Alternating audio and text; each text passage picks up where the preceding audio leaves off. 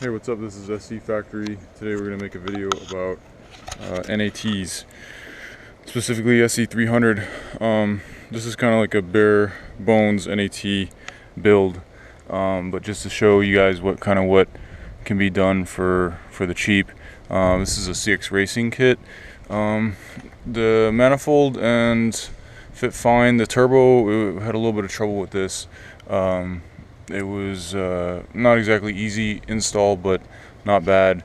One thing I recommend for most people doing NATs is a coupler welded, because most of the time this will melt if you have a rubber coupler like that right over the turbo. I also would recommend a EGR delete, which has been done, and as well as the PCV. So these are kind of just like things that can be done for fairly cheap to make the car fast. Obviously, a lot of people like the front-facing intake manifold, but if you're trying to save money, that's not exactly the best thing for you. Another thing that you can do is run the 400 distributor cap. I actually bought one and it didn't fit.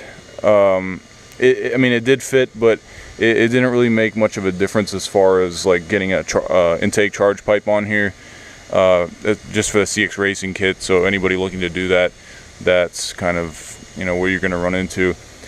As far as intercooler piping goes, this is like a 2.5 inch full kit. You can't really see it, but it wraps around the front here and then comes back around, so you have both the pipes on one side.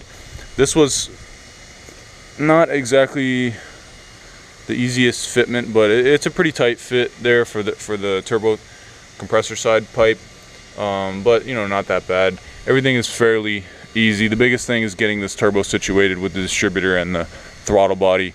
Now for people looking at ECUs, is running an AEM Series 2 engine management, which this is great for NATs. It gives you a lot of tunability. Also, if you're 5-speed, it's going to be a little bit easier with your ECU choice and a lot cheaper.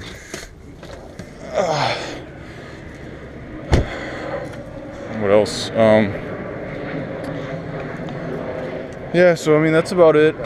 Not terribly complicated, but you know, it should make around 400 horsepower. The injectors are 650 cc's and it's got a Wabrel 255 installed. Too bad. Another thing to look out for is the heat here with the downpipe. There's a heater hose that I've seen melt on a couple people doing NATs, but that's pretty much it. I mean, you can get away with doing this for not too expensive if you can weld a little bit and, you know, choose parts. I would recommend probably a little bit better turbo, but this isn't bad for the price. And yeah, that's it. So if you're looking to turbo your SC for cheap, NAT is the way to go. A lot of people like to do 1JZs. At the end of the day, I feel like you'll probably get more power out of the 2JZ GE than you would over a stock 1JZ, and probably spend the same amount of money or less money on the GE. Plus the motor's already in the car, so that's always a plus. But yeah, you know, that's always something to consider. Me personally, I love NATs because they're just fun and they always make good power. The 2JZ GE heads are really good. In my opinion, they're the best JZ head you can get as far as flow, and has good compression. If you're gonna wind up pushing more power than 400 horse, then you will have to upgrade the head gasket and head studs.